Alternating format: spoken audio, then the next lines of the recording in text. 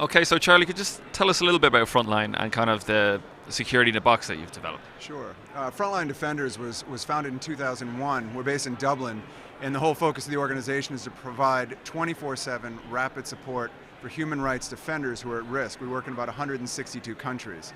Now, the challenge that we're facing, the reason that we're at the Web Summit, is that one of the big trends we've been seeing is digital security for human rights defenders. These guys are literally on the online front line, if you will, when we're talking about all of these different digital security issues in terms of the NSA and Snowden and all the surveillance that's come around over the last couple of years, and the awareness of that has grown.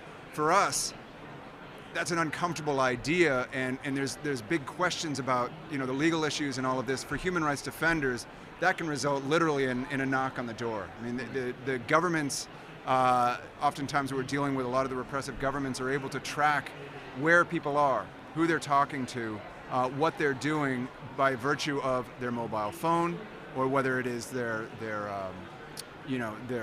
social media communications, all of these different things, and then they're able to very quickly figure out who they are and what they're doing and pull them aside. And so I guess where Frontline is at is we work to protect them. And the way we do this is through a collection of open source tools and tactics that we call security in a box. And security in a box, we developed it with another organization called Tactical Technology Collective, is a series of steps that human rights defenders can take that they can walk through to ensure that they are safe as much as humanly possible, that they are safe, that their network is safe, and that their information is safe. And so that the momentum of their work to promote civil society goes on in earnest. So this might involve very simple things like, what are the physical surroundings, if you're in a lab or an internet cafe or something like that, who's around you? What do you need to be aware of? Are your passwords secure? Are you using good passwords? It also will get into more elaborate things of encryption and how to use encryption in your communications and storing your information. So we use that as the backbone for training exercise that we do all over the world. We do about 30 trainings a year. They last about 3 days, and we work with defenders to allow them to come up with their own security plans. So an example of what might come out of that would be one of the people that would support is this woman named Razan Ghazaoui, and she's in Syria. She's a blogger. She's been blogging in English. She's under huge threat. She figured out in advance of being picked up that she needed to share her passwords with her network. So if she was apprehended for her work, those passwords could be changed, that information could get out.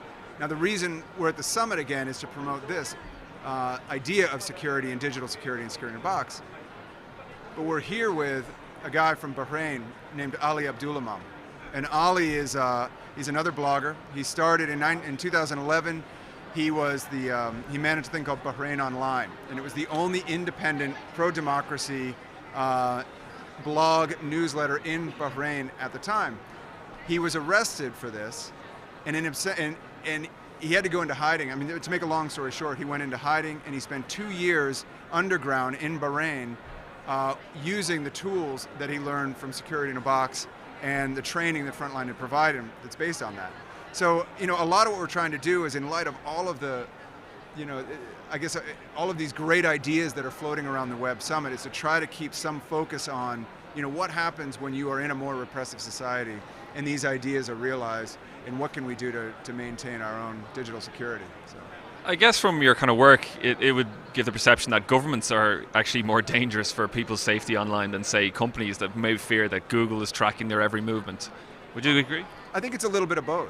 I mean, I think, for example, GCHQ came out with statements a couple of days ago, I think on Monday, saying that they were going to much more aggressively go after businesses that were refusing to open a back door for government surveillance into whatever it is that they're doing. We also have heard from the head of the FBI talking about the iPhone 6, and the fact that is an untenable situation for the FBI. Now, I understand that with encryption comes, a challenge for governments to get at people doing bad things. But it also, there's a very fine line there in terms of the digital security for a lot of people that are doing, very, very important things in terms of promoting civil society. So I think the two of them that balance goes a bit hand in hand, and whether it is the United States or whether it's Russia or whether it is Syria or Iran or China or some of these other countries that are particularly famous for the repression. I think in all of these cases, it's really important to keep tabs on this. And do you see kind of political people speaking out about political parties or that may be oppressed? Do you think that is just inevitable that all this protest will eventually just move online? I think as say governments might be able to clamp down on public protests, that it'll now be say through social media. How are you finding it? I think social media is a great tool.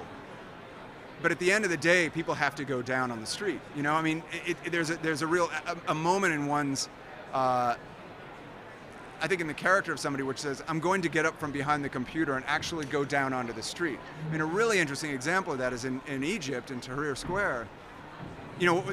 So many of the people that were involved in that had been sitting home watching the protests online and talking about it on social media until the internet was shut down.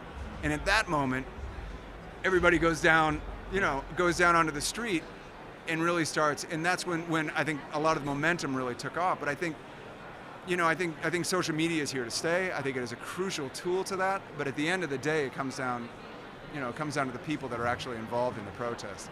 So.